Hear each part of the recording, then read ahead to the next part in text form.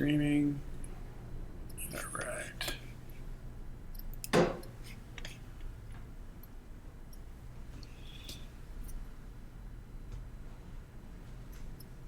Looks like we're going. All right. Here we go. Go live.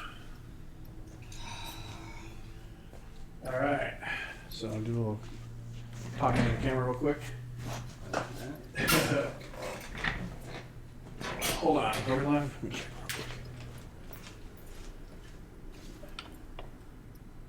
All right. Ken Hillman. All right, guys.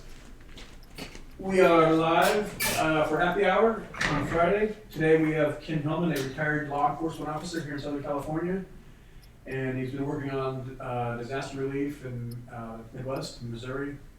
Is that right? Yeah. So he's just got back from that, and we're going to sit around and bullshit and have a good time. I'm going to work on a painting of Steve Buscemi from The Big Lebowski. So I started a study the other day. I'm trying to do 30 paintings in 30 days, or do at least one new painting, trying to get as far as I can on it every day. So I will be doing that right here, and you guys can watch along with that as we sit around with Ken and bullshit. And like always, I got my good friend Dave Cabby over here.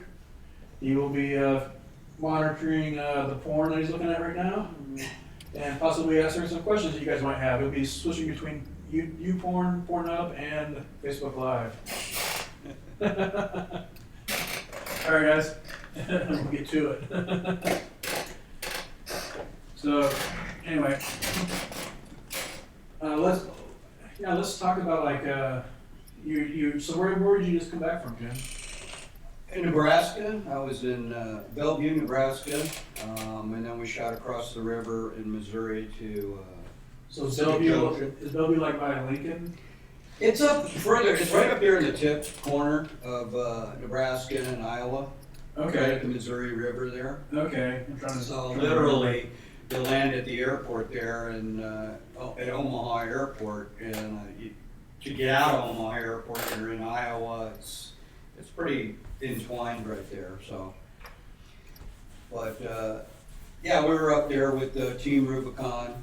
They've been out there for 65 days now. I think they're wrapping their operation. Tomorrow's their last day. And so what are they doing exactly? What's the mission? So I know that they've got a lot of flooding and storms going on in the Midwest. You know, is this part of tornado relief, or is it floods? What's going on in Nebraska? Both. But right now in Nebraska, it was flood relief primarily. They had maybe, I guess it's 3 months ago, they had what they call like a Category 2, would be equal to a Category 2 type hurricane. One of those perfect storm scenarios there in that area of Nebraska and Iowa, that between the freezing of the ice pack in the river, it blocked up the river, and then they got enormous amounts of rain, so it blocked the river and created what I guess until now was the first time they'd had such widespread flooding in that area. Some areas underwater for 5 weeks, and like Pacific Junction in Iowa was probably just accessible like 2 weeks ago, 3 weeks ago. I remember when I was area, Pacific Junction? Pacific Junction, Iowa. Small town, used to be, I guess, the rail hub of the big rail hub west of Chicago back in the day. Smaller community, maybe 420 people or whatever, but. What's your main work function there? Ours, the Team Rubicon, assisting the homeowners, trying to help them get traction on their homes. Part of it, I guess 10% of the people in that area, only 10% had flood insurance. It was never rated a flood zone, so most people didn't have it. So the mission is to assist in any way you can with the residents, the people that are there. Some of them, it's helping them what they call muck out their homes. It's basically going through all their stuff, and moving it out to the street. Oh, man, that's gotta be heartbreaking. They're wiped out. Yeah. I mean, everything they own and and then some in 2 days can be in a pile out at the curb. Yeah. So how do people respond, like react when that happens? Like, They're paralyzed. I mean, they feel hopeless. I mean, there's not a lot of, I mean, you're pretty much on your own. I mean, if FEMA and the county and the cities can come in to help, but that's down the road. yeah, That's not instantaneous. I mean, it sure isn't instantaneous with their existing homes. Maybe there's, trailer support. I'm not, versed on most of that back end of it. I'm more of, the part that we're involved in is direct assistance to individual homeowners. yeah. So are you helping them out with like things like where are they gonna get water? I mean, if they're not wiped out, where are they getting like their basic needs met? They're not even allowed to live there. Most of them are living elsewhere at this point. Okay. So when we get in there, the water is pretty much receded. It's still a muddy mess. And now you're trying to help them go through their personal belongings. Part of the procedure of getting all the stuff out of their houses to have them evaluated to see if they're rebuildable or not. I mean, but that means getting in there, taking, in some cases, hauling everything out, taking everything down to the studs, both ceiling and floor, Yeah. and then so that their houses can dry out for maybe 6 months and be decontaminated. And It sounds like a lot of work. it was the most manual labor intensive thing I've done in a long time. I don't know that you could pay me to do it, and I don't know that I would do it for myself. I think in some cases, It's inspired you to do this, and now you're like, oh man, that's a lot of. But So how did you get involved with this? and how would somebody else get involved with it? Do you have to be retired?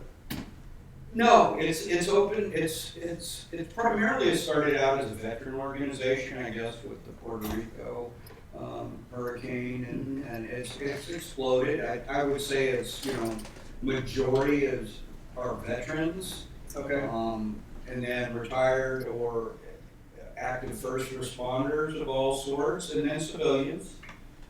So it's their Team Rubicon website is something that you can go to. Anybody can sign up for it. Do the qualification courses, which are mostly through FEMA, certified through FEMA, Okay. and then be willing to volunteer your time and go out there and contribute, and as Gabe would say, get shit done. And that's what it is. It's Yeah, just well, that's pretty cool, man. That's pretty cool. And then it looks like there's a lot of families that are really struggling because, like you said, they didn't have insurance and yeah. lost everything. You won't realize how much water damage once it gets in your home, man. Yeah. Water damage is a nasty thing. I mean, even if it's a foot high in there, once all that, the drywall, even if it's not to the ceiling, but in Pacific Junction, everything, the roof level was underwater. But even then, it seeps, and then you've got long-term health hazards if it's not decontaminated with the mold and all of that's involved with that. Wet insulation, I mean, the mold. Yeah, well, I haven't had any experience with like a house being flooded, but at one time I was at a movie when I was in college, and they stopped the movie in the middle of the show, and they said, you better move your cars if you're parking out in the parking lot. And there was a big rainstorm, and it flooded the parking lot, and my car got flooded up to like the floorboards, and I was able to drive it out, and I had to take it, pull the entire inside of the car out. And it was a piece of shit car anyways, but once you get But it's pretty much unusable after. well, yeah, it depends on how bad it's flooded, but how desperate you are to use the car. Yeah. But it is difficult to clean up, even on a small scale. Well, like you said, how desperate we are to use the car, and they're here, this is their homes, this is all they got. Yeah. They're staying with relatives or who This knows is where. the flooding of the Missouri River. Pardon me?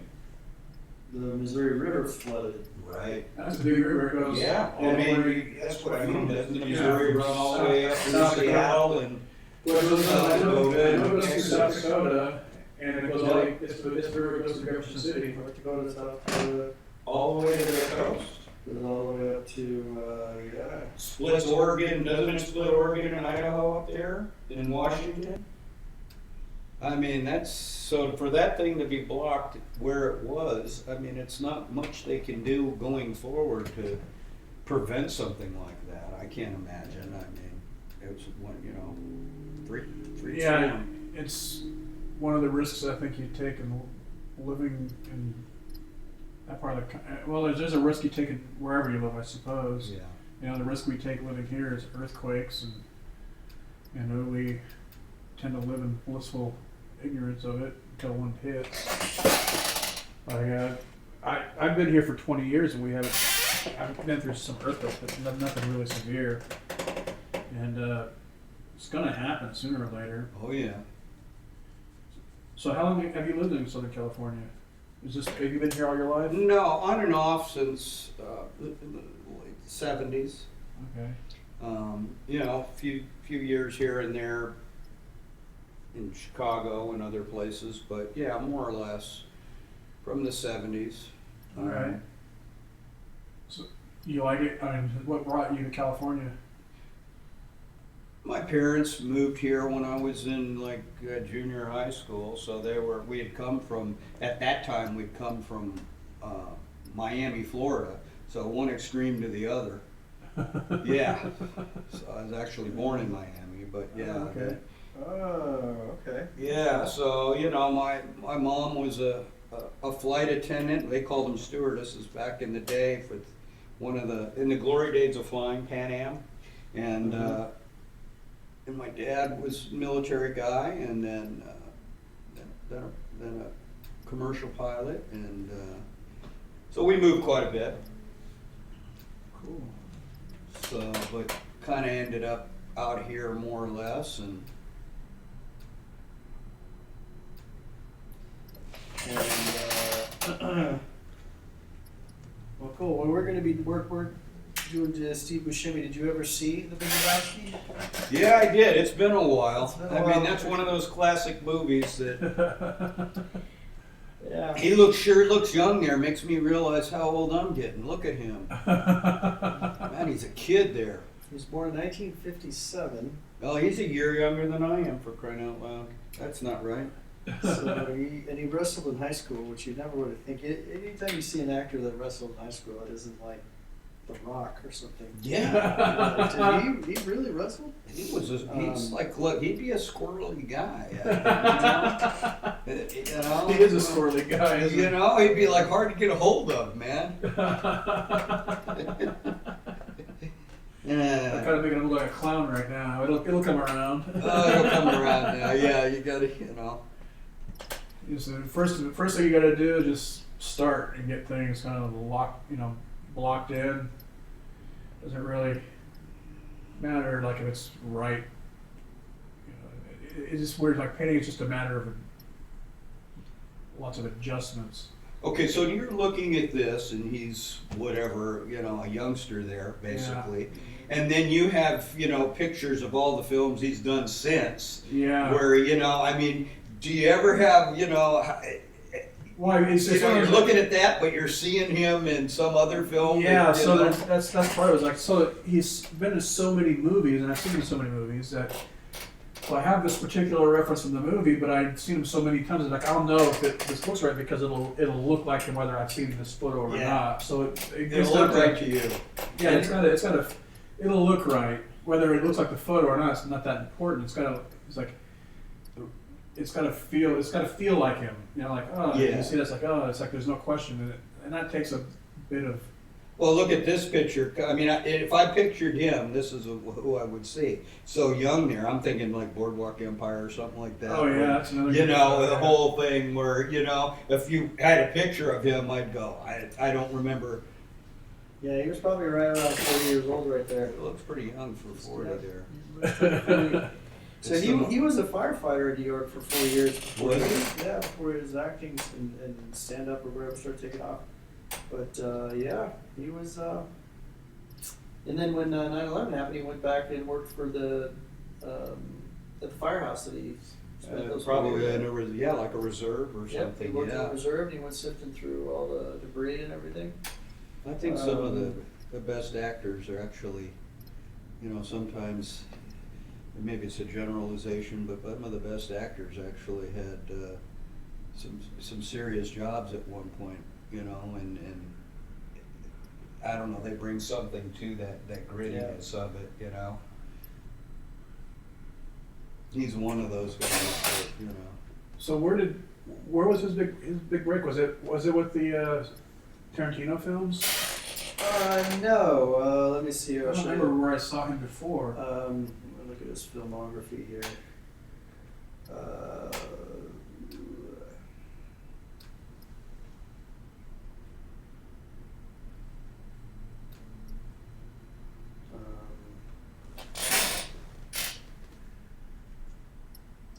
His whole life he grew up, in New York, and he pronounced his name Buscemi. And then when he got to be an adult, he went over to Sicily to go to his hometown, and they realized that he's been pronouncing his name wrong his whole life. Because S and C together is sh in Italian, so it's Buscemi.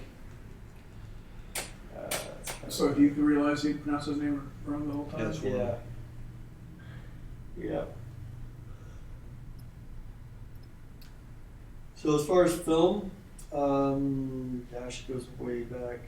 Let's see, he's done a ton of stuff. he's done a ton of stuff. He's directing now, and I'm sure writing.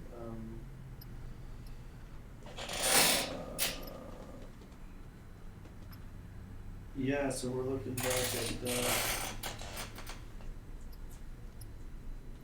Well, Lebowski, how is that that was in the beginning, more or less. That was one of his biggest breakout. That Reservoir Dogs. Reservoir Dogs. Yeah. When I first started thinking, I was like, I was gonna, I want to do a Steve Buscemi painting. For some reason, I was like, oh, I'm gonna watch Reservoir Dogs and we'll do a painting of him from that movie. And then I saw the scene with Mark Manson in the warehouse dancing around with that razor blade before he cut that guy's ear off. I'm like, that's a crazy scene. I gotta do that. Yeah. And I ended up doing that painting instead. Yeah, I think that his real sort of recognizable thing was The King of New York, and then he got into Miller's Crossing with the Coen Brothers, which he did a great job in Miller's Crossing. If you've never seen it, and then of course Reservoir Dogs with Tarantino. So now he's still up and coming, sort of, right? He's not like a big name, but people are starting to recognize him. He worked for the Coen Brothers in 1990. In 1991, he does Reservoir Dogs with Tarantino. Miller's Crossing and Coen Brothers were still really early on. And, they're still relatively not a household name. They're still indie. And then, Reservoir Dogs. Then he does Barton Fink with the Coen Brothers, Billy Bathgate, and, He's done a ton of work. and then after that, he just started getting regular work. He was in a Nicolas Cage movie, Bruce Willis movies. I mean, Oh, and he got, I don't know if I saw it, but he played Buddy Holly in Pulp Fiction. Did he? Yeah, Put in that restaurant? yeah. oh yeah. That's hilarious. I don't remember that. I just watched that movie too. I wasn't paying attention to that scene, I guess. There's a lot going on in that movie. You can see, you can see Sure. it more than once, and you're still missing some stuff. There's some, So there's a lot going on in that movie.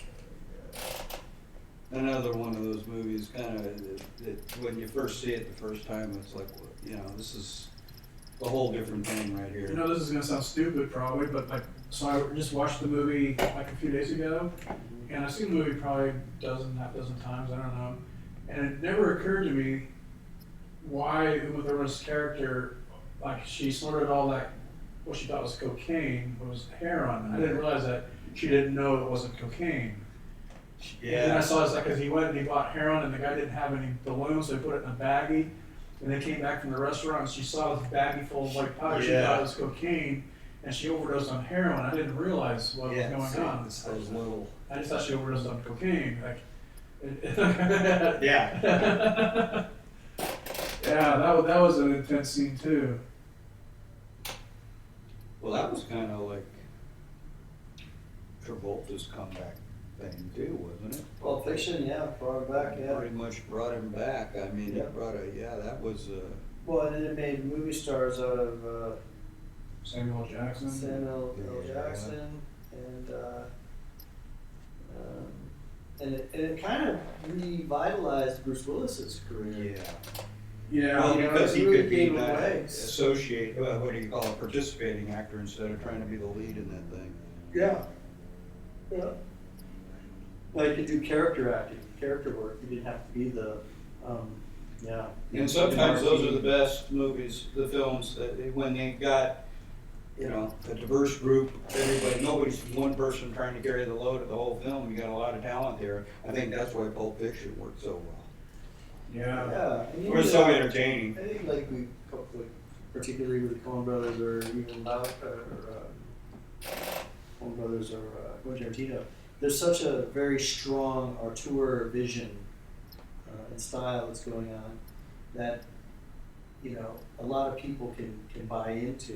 You know, when a studio is trying to pump out like a project and just throw, you know, $20 million in marketing behind Bruce Willis's name, action movie, genre-driven, you know, stuff.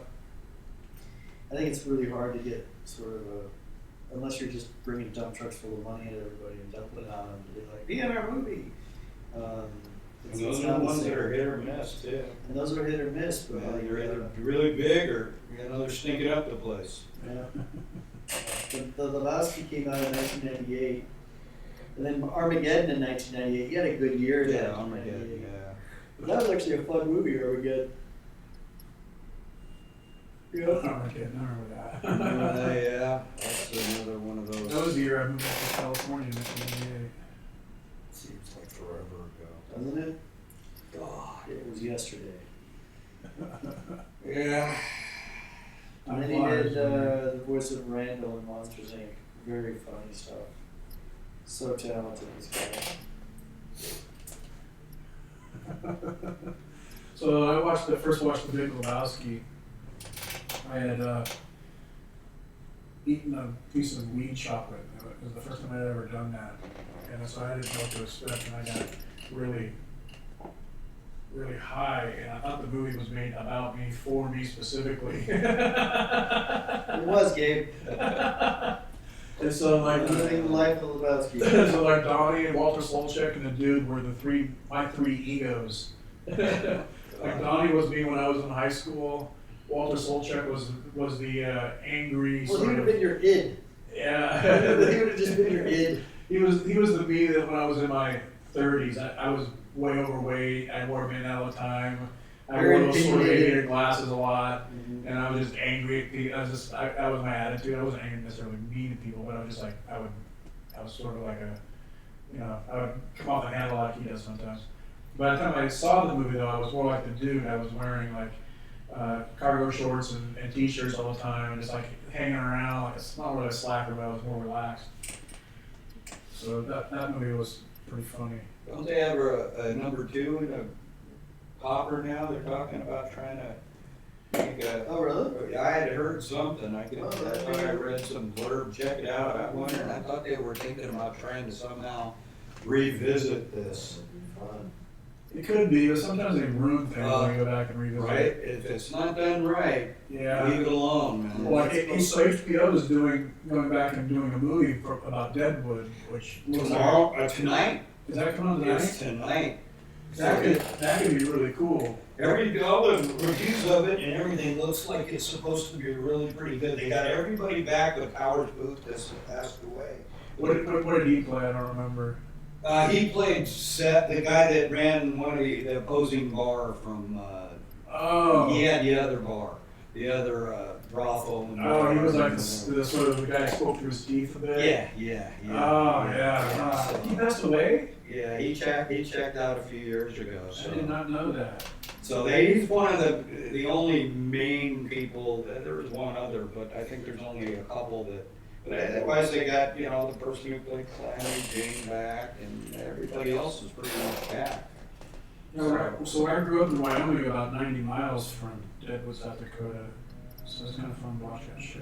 Yeah, I enjoyed that. Deadwood was, it got cut short suddenly. Apparently when you read the backstory, it was a money thing or something at the time. Yeah, I remember what it was. Died quick, but the fact that they've managed to bring it back. Like I said, it's tonight. I don't know if it's an HBO only thing or what Probably. it is. Probably is. I don't know why they would not make it an HBO only thing. Yeah. See, and then Death of Stalin is recent. I don't know if you guys have seen Death of Stalin. Death of Stalin. Oh, No, yeah, see it. Yeah.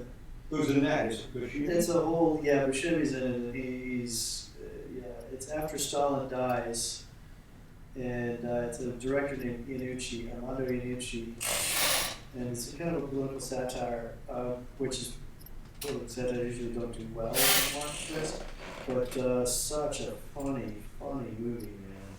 It's after Stalin dies, because he just fell over and died. And all of his Isn't it kind of a comedy, isn't it? Yeah, the comedy. So all of his people around him are trying to figure out who gets to be in power now, and it's so funny. It's so funny. Jeffrey Tambor, Steve Buscemi, Michael Palin. Can't remember if I've seen. It seems like maybe I've seen it. I have a horrible thing where I see a movie or TV show and I forget everything about it. To the point where I'll be watching a movie somewhere, I'll be visiting my family and somewhere, go to the house and sit down and watch a movie, and halfway through the movie, I was like, I think I've seen this before. And I start to be able to predict, oh yeah, I have seen this before. That takes me like a half of the movie before I start realizing it. Your hard drive's full, dude. You can't, it comes in, if it's not, gotta pick it, just goes right out. Yeah, because I don't have, I don't store stuff. The capacity's not there anymore. It's like, wait a minute. If I'm gonna put something new in there, it's gotta be significant. Forget about it. Pretty much, yeah. Now with names too, I'm horrible with names. I am too. People will tell me their name, and while they're telling me, I'm already forgetting it. It's past it. You can remember faces, or I've seen that face, that face, whatever, but names are I'm all. better with faces, yeah, for sure. Good faces, the visual, whatever. But Even with faces, I'm not 100% though. After, I used to sell my art on the street, and I used to meet thousands of people, and it'd be often an occasion someone would come up to me and start talking to me as if they knew me, and I couldn't recognize them, but they're talking to me, and I knew that we'd had a conversation, but by the familiarity of how they're talking to me. they know you. Yeah, so I just go along with it until they start saying something that jogs my memory. I'm like, oh yeah, and I'll remember the conversation, but not necessarily who it was with. That's an uncomfortable feeling. Yeah, but you don't want to come up. You don't want to be rude. You don't want to. You start going. Am I already gone? Bad cow. I'm senile. When you start questioning yourself, it's how could I have that kind of a conversation with somebody and then not recognize them later? Yeah. Well, it's because it's been 3 years since you saw them, or yeah. some other thing like that. Uncomfortable. It happens more and more the older you get. Life is like a series of uncomfortable. It starts to become that way, yeah, because your memory's failing. Short-term memory goes quick, So it's you're remembering stuff you really should have forgot. Hoped you had forgot, and then something new. It's like, huh? Yeah, that's it. The problem is everything in the past seems to come closer and closer. Stuff that you hadn't thought about or thought you forgot, that's the stuff that starts to surface. Yeah.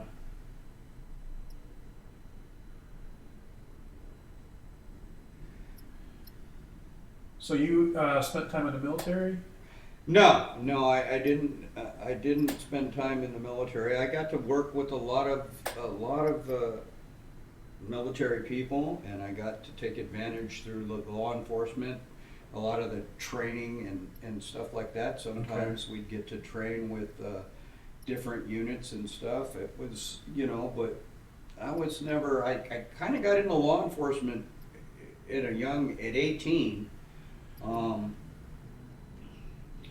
And got hired and put undercover at a college, and did that. And at the time,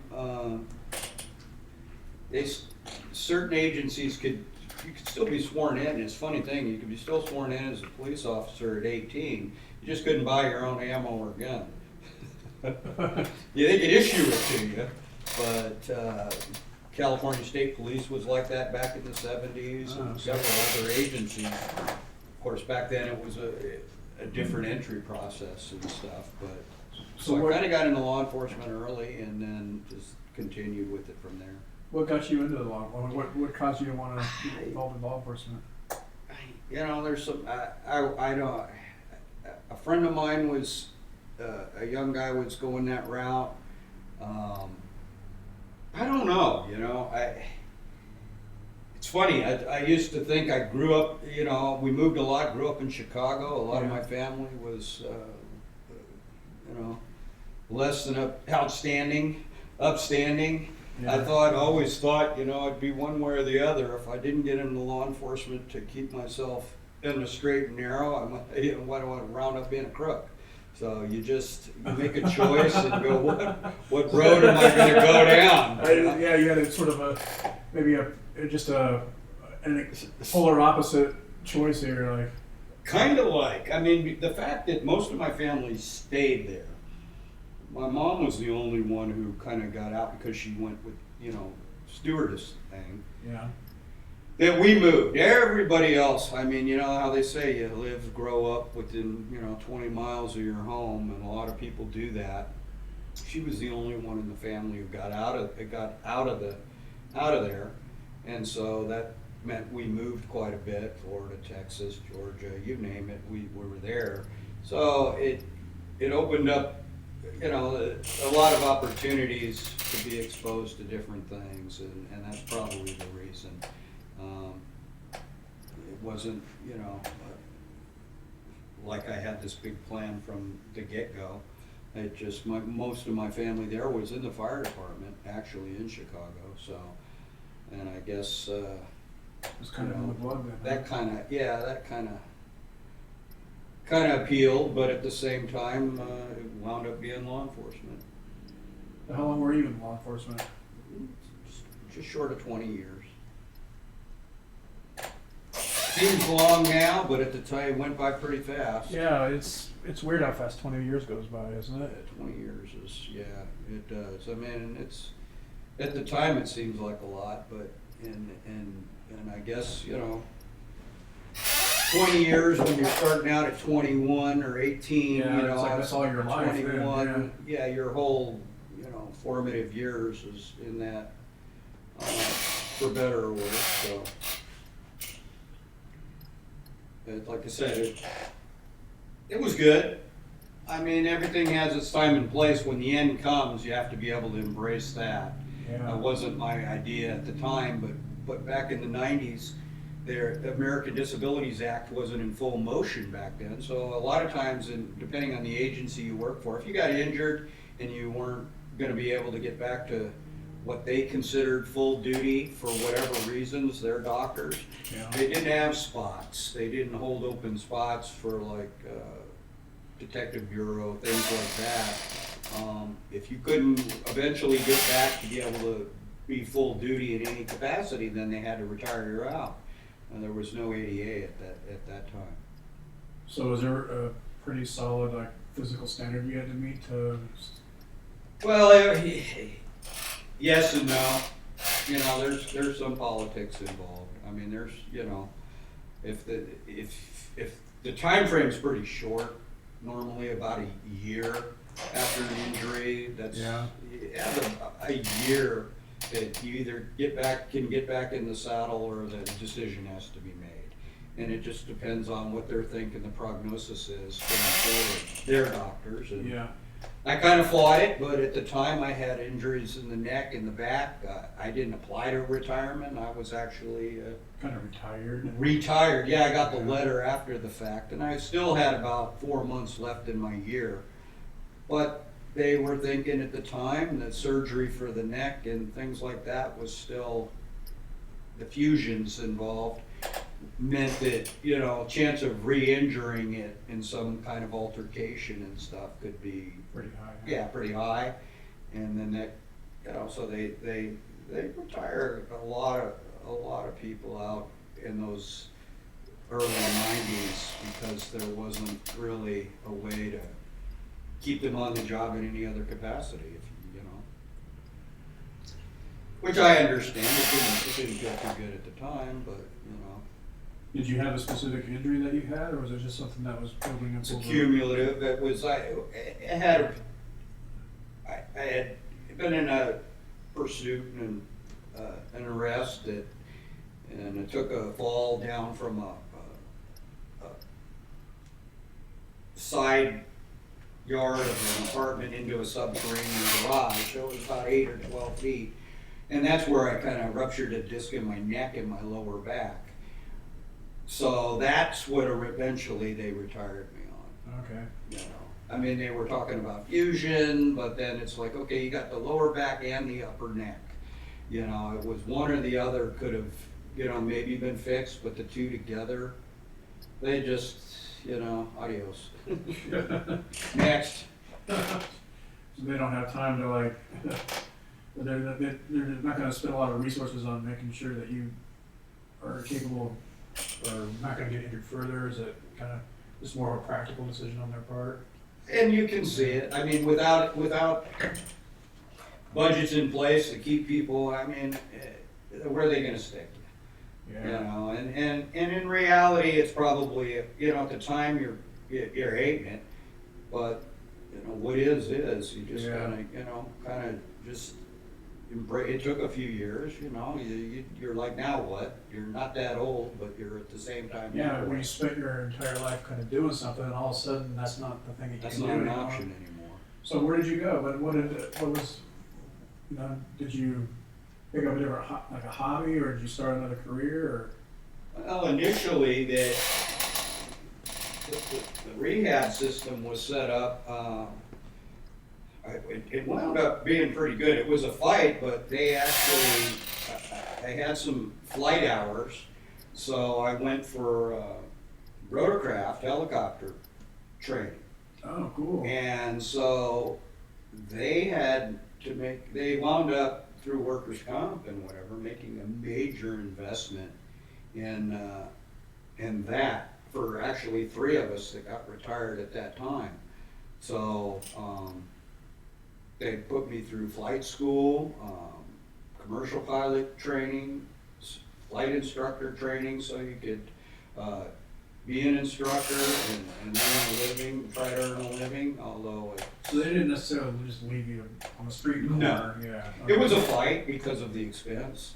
But I don't know, it was so much the city, it's just the system, you know, and they're not gonna hand out money, so you gotta do your due diligence. Yeah. You fight the fight, you prove you can do it. I mean, I had to foot my own bill at first to show I could solo and get my private, while I was, you know, going through the process. But managed to do it in minimum hours. So eventually the court ruled in my favor there, and so they took up the cabin and continued the training. So that was, you know, it wound up being something, you know. So you're a licensed pilot now? Yeah. Oh, excellent. So yeah, it was good. I mean, I did quite a bit of that for years after, but then again moved on from that. Jack of all Well, trades. yeah, I had a couple buddies. We did a lot of contract work for forestry. Okay. They would do, you know, a lot of the firefighting is contractors. Yeah. They don't let military get in there till the absolute end. So I guess there's, you know, legal precedent. They don't want to bring in military to take the money out of all these. So most of the firefighting is contract work, especially aviation part of it. Forestry and them have their assets, but a lot of times they pull from private contractors. They do. And Cal so, Fire. right to that, right, so our company did that, and the guy that ran it was retired law enforcement also. So they did contract work for them and other agencies, and that was the space, and then you did whatever they asked, and taught flight school, ground school, and it was a good time. I had lost a couple friends, unfortunately. The head of the company, there was a fire up there in Angeles, and So you lost them in had a his, fuel cell failure Oh, no. on his helicopter, crashed, died.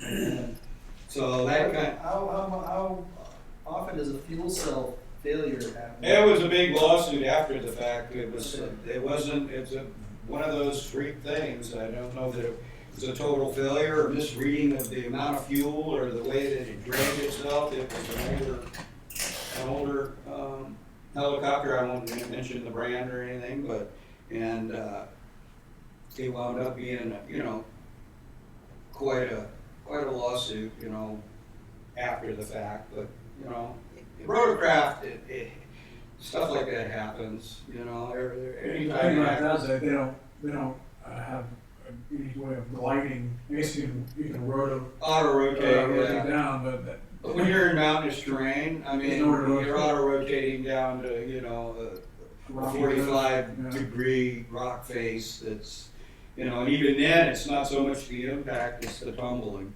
If there's any significant distance of doing the cartwheel, the survival rate's pretty slim.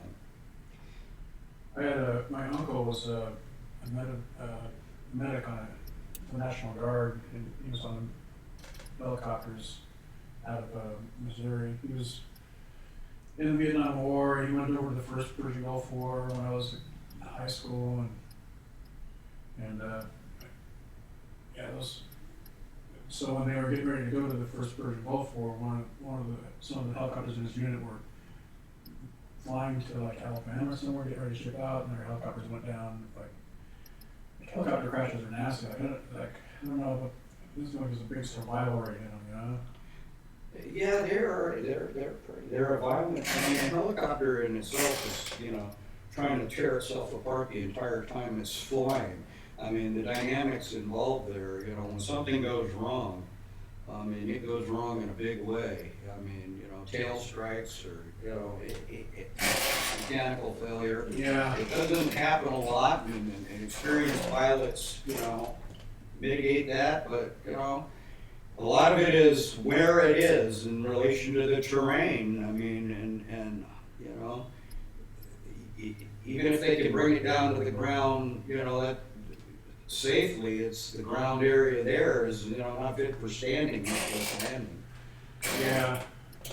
And those military equipment that they have is, top notch. So they've got all the advantages, and even then, you can do everything right and it still have a bad result, and that's typical of helicopters. I mean, awesome tool, but. So what was it that got you into the helicopter scene?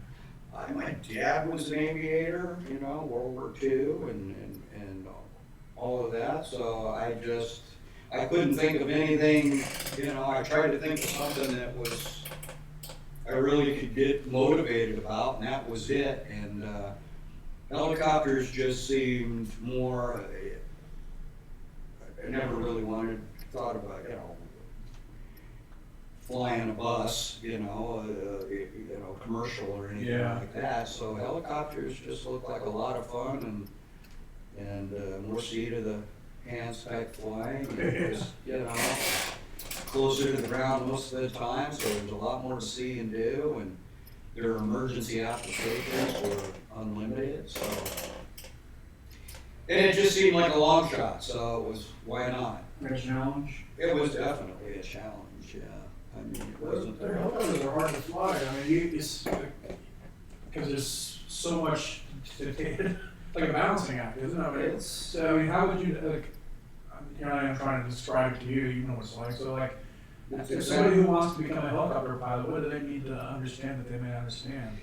It's walking, chewing gum, talking all at the same time, you know, if you can't walk and talk and chew gum, then you're gonna have a hard time because it's your feet, your both hands, constantly. I mean, most of the training aircraft do not have any kind of stability augmentation and stuff, so, you know, you get into the more expensive aircraft, you get into the higher end stuff, there's a lot of assistance, a lot more power. But it's just coordination, hand-eye coordination, and your senses to, you know, stay on top of something that doesn't really want to fly. And, it is a challenge. It sounds like it. It is a challenge. I mean, the average hours, I'm not sure what they are now. I mean, the average hours to solo and get your private, you know, I think are maybe 20% higher for rotorcraft than maybe for fixed wing. Because the two don't necessarily translate for, you know, in a rotorcraft, your reaction to engine failure and stuff or certain conditions is the exact opposite of, let's say, a small aircraft Cessna or something like that, Where you can just fly. right, you know, where you might pull back a little bit on the glide slope on an aircraft, where you have an engine failure, you're dumping your collective, you're basically descending to generate airflow through the rotors to keep the thing quasi-controlled crash is what it is. And so the two, that's where the transition between the two, you know, you learn how to prevent a stall and things with the fixed wing aircraft and engine failures, and a rotorcraft.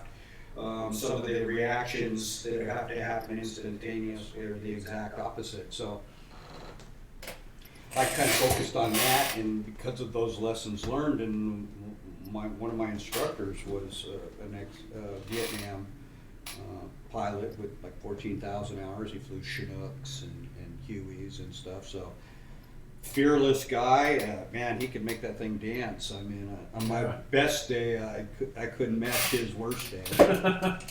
Yeah, there's some people that are just on another level. Oh yeah, I mean, in those hours, there's nothing. If you're not flying a lot and regularly, it's not like getting in a car, and it's not like jumping in a pool after you haven't swim. If you're not regular, you're behind. You're danger to yourself. I remember when I was a kid, my dad has got a strong interest in aviation too. He actually built his own home-built airplane when I was a kid. It was a two-seater airplane, low-wing, fixed landing gear aircraft. It took off out of a prairie in Wyoming. Had a Volkswagen Bug engine in it. It would cruise at about 170, 180 miles an hour. That's moving. That's yeah, clipping. it was fast. That's clipping. And it was small enough that like it would fit in this little area right here. It's like when we sat in it together, we were like right next to each other. Mm-hmm. And his other hobby was RC aircraft, and so we had gliders and jets and helicopters. And this was back in like the 80s, and they didn't have like the drones now. And you had a helicopter, and you'd get off the ground and lose control, and it'd crash, and those blades would come apart, and those would become paddles that when my sister and I would get whipped with or spanked with when we were in trouble. Like, you had these helicopter blades that were super flexible, super lightweight, aerodynamic. Yeah. The the helicopter RC was back in the day, man. That was a bottomless pit for your wallet, because like you said, you had those big contraptions on the bottom of them to try and keep them, because they're just now they fly like these drones. It's amazing, but back then the drones have all the different. They have 4 different rotor blades. Their stabilization's a little bit different. Plus, there's computer programs that will do it for you. And it's amazing how far that's come, though, when you look at that, because like you said, just in that alone, you had to have a big pocketbook to fly the radio-controlled helicopters back in the day. The one thing I remember, though, is he had this A4 Skyhawk jet, and that thing, it had a little jet engine in it, and it looked like a military aircraft, and it was fast. Yeah. And he lost, I think he lost a signal from his controller on it, and it just piled into the ground, and it was just splinters. Yeah. And he had some money sunk into that too, I think. Yeah, they're expensive. It's expensive toys. I mean, the high-end drones now aren't cheap, but you can buy some pretty cool drones for little amount of money. And the performance and all electric to boot. I mean, Yeah. it sure has changed since we were kids. Yeah. I didn't bother to see if you wanted any water or anything. Yeah, where's the water? Yeah, on that? look, it's Where's just- the head? The bathroom's straight down to the back, to the left Okay. of the doors, and I'll get you a glass when we have water, a little fountain. Right Oh yeah, perfect. Thanks. You want ice? Yeah, if you got it, I'll have a nice water there. I mean, no, we're not slugging down bourbon, but you know, I could have corrupted your painting, left you your track. Now let's see what we have here. I have some Jameson. Oh, hey, I'm not gonna say no. Have a little bit, just for a couple shots maybe. What else do I have here?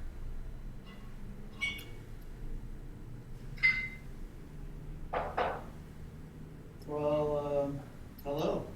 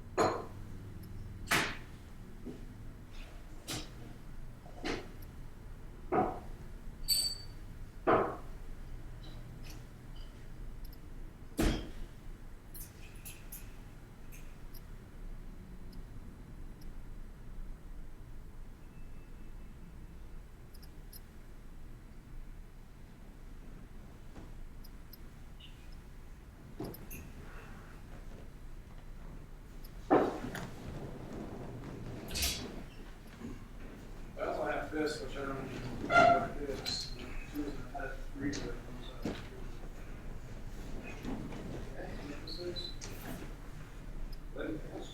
Valentine's hat. So here's the last one. When you have it in the freezer, you're like, man, I freeze it just because it makes it, Yeah, starts out good. Here's the last of the Jameson. Thank you. Last one for water, and we'll bring this over there behind. Right away here. You can do that in the sink, or you can do it out of the fountain, whatever you want to do.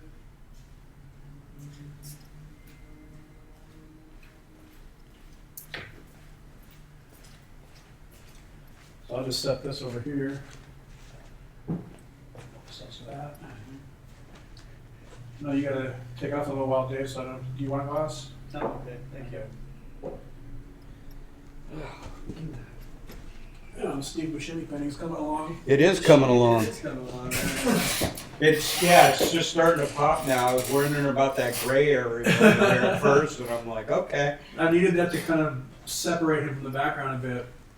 But you know, it's kind of fun when I'm working on the painting like this, just kind of BSing. It takes my mind up and it puts it in a different sort of space where I'm not so concerned with exactly what's going on in the painting. And I don't know, it's actually easier to do it without being so self-critical when I've got something else to kind of keep my mind focused. Maybe I need to have people over here while I paint all the time and make my life a little easier.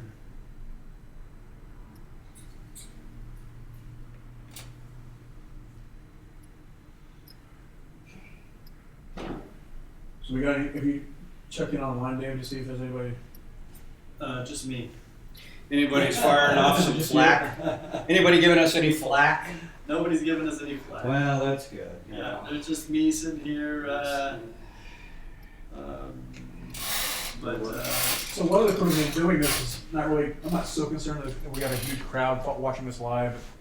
I start posting these on my YouTube channel or Facebook Right. channel, and there's kind of the catalog. We're getting used to doing it on a regular basis, and then as we figure out things that are working or not working, we mix it up. But more than that, it's just fun to have people like you come over and hang out and get to know stuff about like all the stuff I wouldn't have learned about what's going on, Team yeah, River Fund, aviation, what's going on in Nebraska, like, learn some stuff about Steve Buscemi. Yeah, I watch you paint, and I'm like, I can't draw a stick person, so. Oh, you noticed I didn't draw any stick people in this. No, you didn't. I didn't even use any lines, did I? I know you didn't. It's like I said, it's a talent that, It's not as, I just can't, I think we have a tendency to make things more complicated than they really are. It's like, this is easier than flying a helicopter. I don't know. See, that's the difference. I mean, if you told me I had to paint that by life or death, I'd be dead.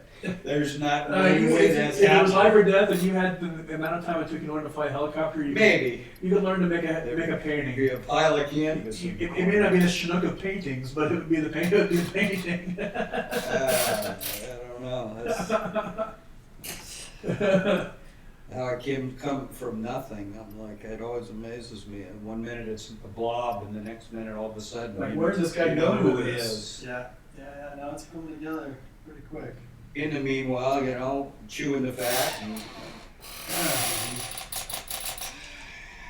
So it doesn't quite look like the reference, but it looks like if you saw it, you'd know who it was. oh yeah, definitely know who it is. And then as you see now, he looks, I don't know. There's a difference. He's got the little bit more look of years at it. It's him, no doubt It's about like it. a combination of the reference and what I can see What of you him. see. What I can see of him, how I think about, like, Right. yeah. So There's just something about it, like I said, it's that picture, just he's aged. It's like you used special software to age him. Added maybe 10 or 12 years on him. it is special software of my perception. Well, here's a little cheers to thank to you the- and yeah. the session. Yeah. The working guy's gotta go do some work there. From work to work and back to work. That's right. This is,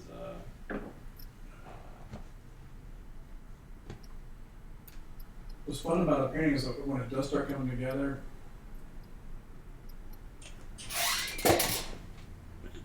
and then like everything, it becomes pretty clear like where all the tweaks have to be. Like the hard part is like when it's not working and you can't figure out why it's not working. Like what's missing, what's not working, what's the problem here, and trying to source out like. Because sometimes what's not working in a painting is something that's not obvious. It's like some little thing that's making everything else not. Not John. Yeah. So, but when it comes together, quick, I was kind of nervous there for a second 'cause it was like looking pretty rough for a bit. Well, that's why I'm saying you got time when you get time to work on it. And I always worried like see here knowing zero about painting, like the gray area or the dark area of the hair. How well the lighter paint, see that's the coverage, I'm thinking when you paint a wall at home.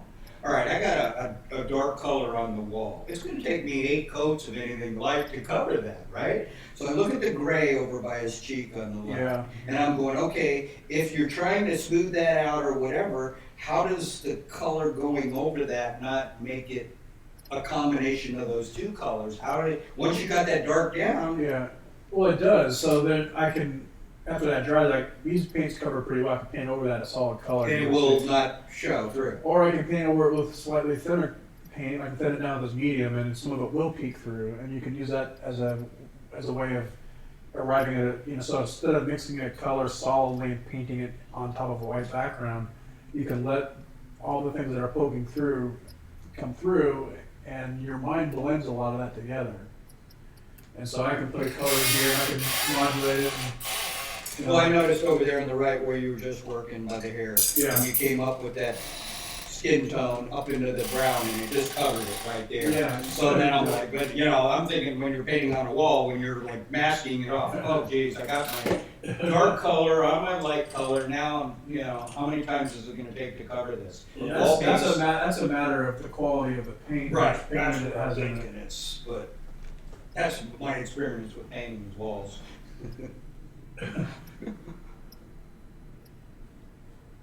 Because I'm like, okay, now where do you go from here, Yeah, some of those colors are hard to get even when you're painting. Painting walls is a different thing. funny when people ask me what I do, I'm like a painter, they, I think often assume I'm painting walls. Well, yeah, at first probably. It's like, nobody does this for a living. Artist, who does this? Oh, what's your real job? Answering stupid questions. Yeah.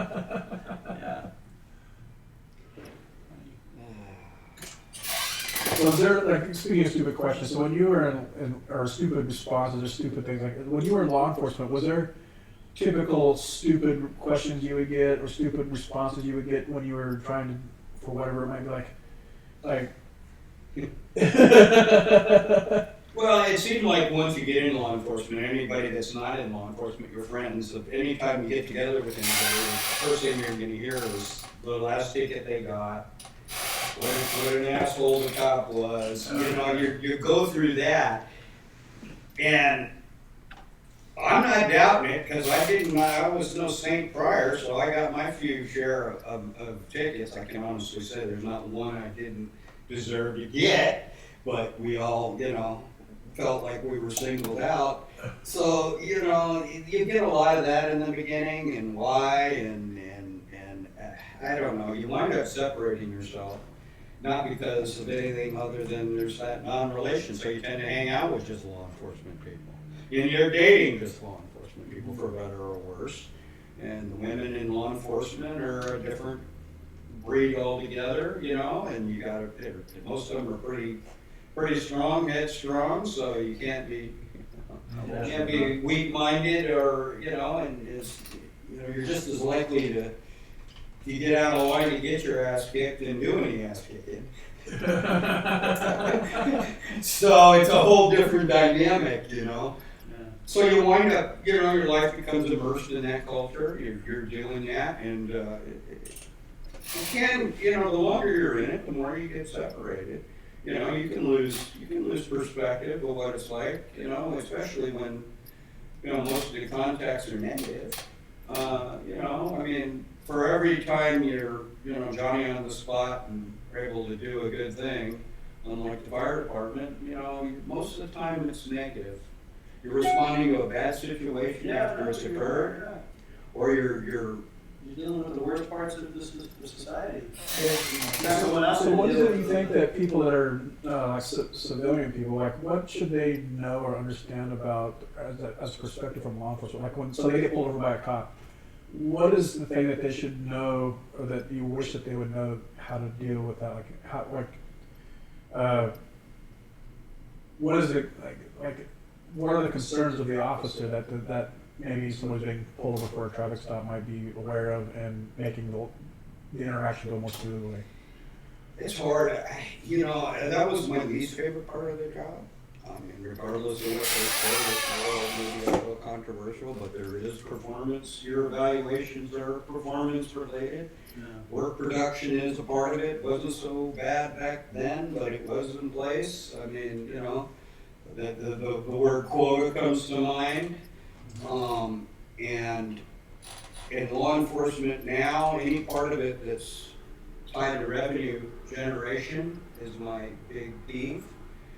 You know, when law enforcement is in a position that, you know, budgets being what they are, have to generate, you know, arrests, tickets, seizures, all of that for revenue generation to supplement budgets, I think that it puts it on a situation that, you know, Is that an unfair burden on the officers? well, it's, you know, public perception. I mean, law enforcement's, you know, got a tough enough job as it is, to have to, you know, consider operations that are designed for seizures and things like that. It's a slippery slope. I'm not saying there's abuse, but there sure is potential or perception that it can be abused without pointing any fingers. I mean, and that's something that comes way above the guy on the street pay grade. I mean, we're not kidding that there's, you know, politics are what they are, and the higher up you get, the more consideration is given to that. Has to be. Reality is what it is. Nobody wants to hear it. So, but you know, and I've always said if there's an issue, the head drops from the head down. Yeah. nothing happens bad in law enforcement. I mean, it does, I think, should say nothing, but, you know, more times than not, there's been issues where, you know, there's smoke, there's fire, and it's usually gotta be overlooked or ignored or, you know, very well hidden from the powers to be. So the street guy is just out there trying to do the job. That's where it really starts. You know, I don't know of any of the guys in my day that enjoy traffic, enforcement of traffic violations. And there are some blatant ones, yeah, but a lot of times it would have been nice to just be able to issue a warning. But there's liability involved. Anytime you pull somebody over, there's issues. And if you're not documenting it, there's no body cams back then. Well, we didn't even have, when I started, we didn't even have handheld radios. We didn't have cell phones. We barely had a pager. If you had communication, you stepped out of your car, you were on your own. You didn't have a walkie-talkie. You know, everybody wasn't running around with a cell phone. Sure. You didn't have computers in your car. So today's job, A little different, huh? oh, the technology they have now, they've got great tools. Yeah. I think their job today, though, is harder because of that. Because there's more scrutiny, you think? Well, not just scrutiny, but, you know, the amount of information available, the climate, the political climate, you know. So there's just more pressure. The pressure, you name it. I think it was, you know, 70s, 80s. You know, it was Miami Vice. It was, everybody loved the cop shows. It was a different thing. It's a different thing, you know.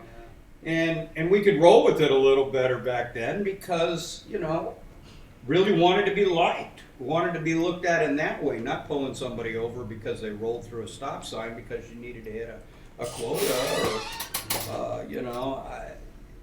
So I think that's what makes it tough is think about it. Who has positive interactions with police? Most interactions with the law enforcement is through a ticket. For the average person. I mean, yeah, there's crimes, there's, you know, don't get me wrong, burglaries, stuff like that. But I mean, the average Joe who would never encounter a police officer in the normal would be from a ticket. And now, and it's expensive and it's a downer. And if that's your only contact, the reality is people don't like tickets. I don't blame them. Tickets have gotten really expensive. And it's revenue.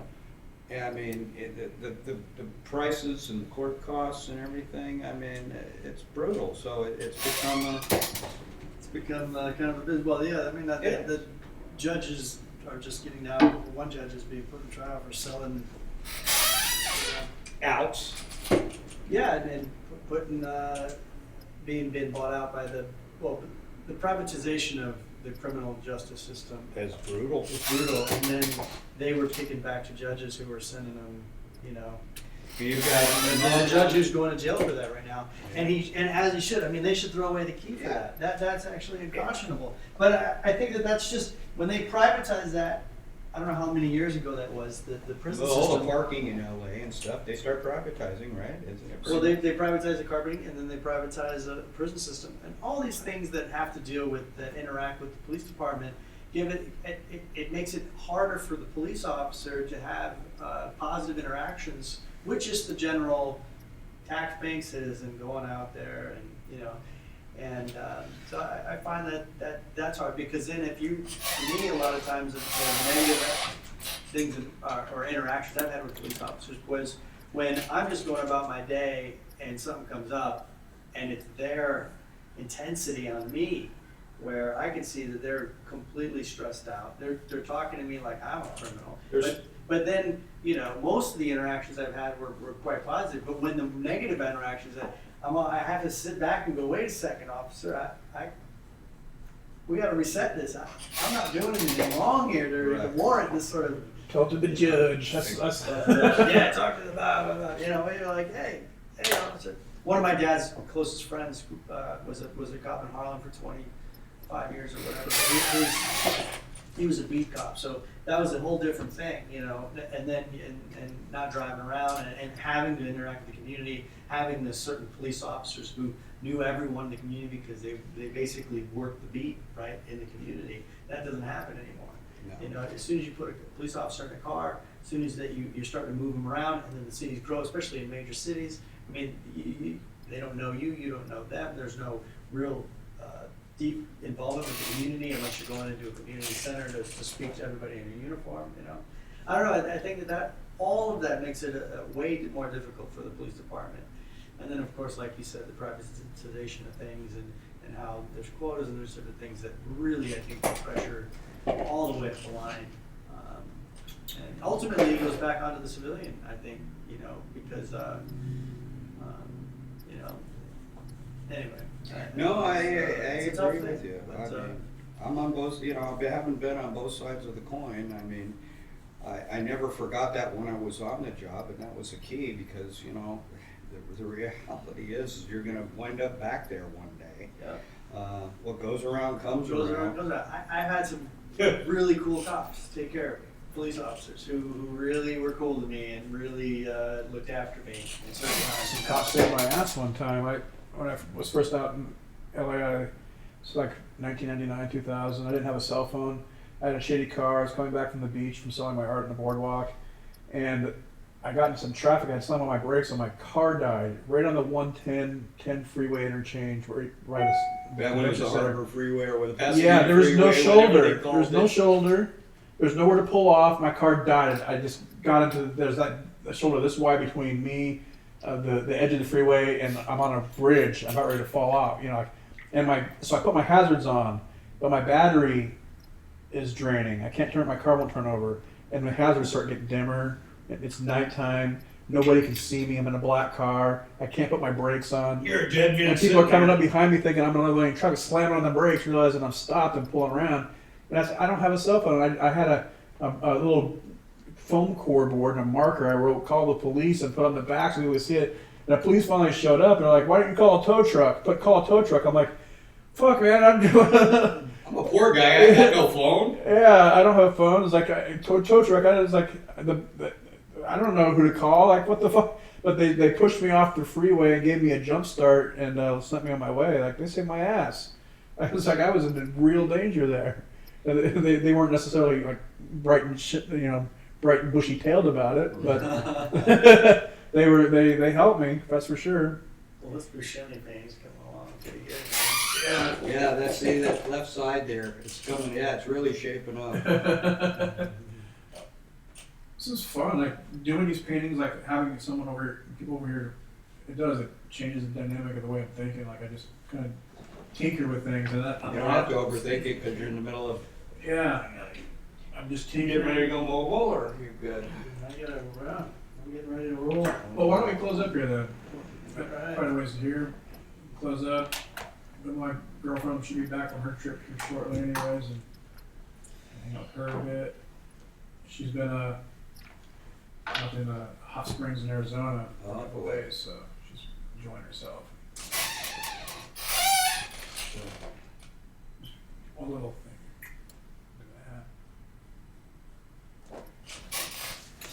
We'll call that done for today. Ken, thank you so much for being here. No, hey, thanks for having me. Yeah, we're gonna put you in some paintings here soon too. We should. So bad. We'll go to the wardrobe studio. We'll get some dusters. I've been reading a script that was it Drew? Did Drew write that script? Yeah. Sure, Chad. Yeah. So there's gonna be I'm gonna do some paintings based on that script. I think there'll be all kinds of different parts. Yeah, I was thinking, you know how you do all the Western stuff? I love all that. I thought maybe you could do a tactical series. I don't know. Yeah, that could be. Yeah. You know, if you were thinking anything law enforcement, whatever, SWAT, tactical. That's actually an awesome idea. Kind of So one of the things. difficulties about doing projects like that is just my lack of understanding of how to set it up. So. Yeah, help us out with that. Yeah, if you're able to help us out with that. You know, we got all the gear and everything. Let's like do that. and Let's do that. Yeah, tactical. We'll The put that in the law grit. We'll enforcement put that in the guys. grit series. They need Yeah. a little love. They got We'll be in a tough touch job then, and I'll nowadays. connect with you on that. We'll be in touch. Come up with think of some things that you think would be, just premises that you think would be really cool to see.